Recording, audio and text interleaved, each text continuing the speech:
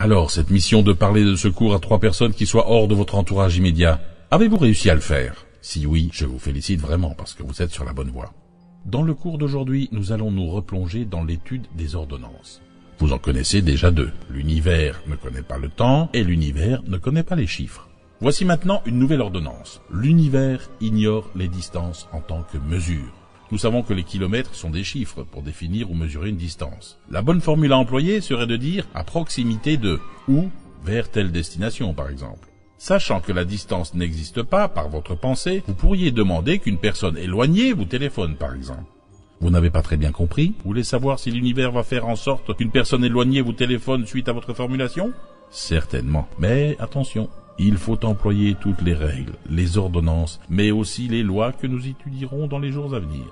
Alors, il est encore trop tôt pour faire ce genre d'expérience. Sachez que chaque pensée que vous émettez prend 1 seconde pour faire le tour de la Terre et vous revient. C'est donc par votre propre pensée que vous vous liez à la personne à qui vous voulez parler.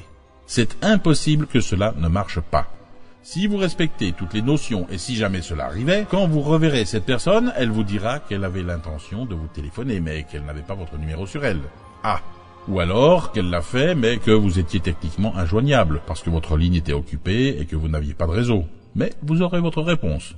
Vous voyez, finalement, vous ne pouvez pas faire autrement que de me croire. Pensez donc à exclure cette notion de toutes vos formulations.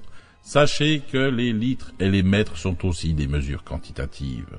Rappelez-vous d'éviter de mentionner toute notion de chiffre dans vos formulations, à l'exception précise d'un numéro d'identification, ce qui n'est pas la même chose. Dans notre prochain rendez-vous, le 13e, je vous parlerai de l'argent. En attendant, envoyez une pensée de tendresse à quelqu'un qui vous est cher. À demain.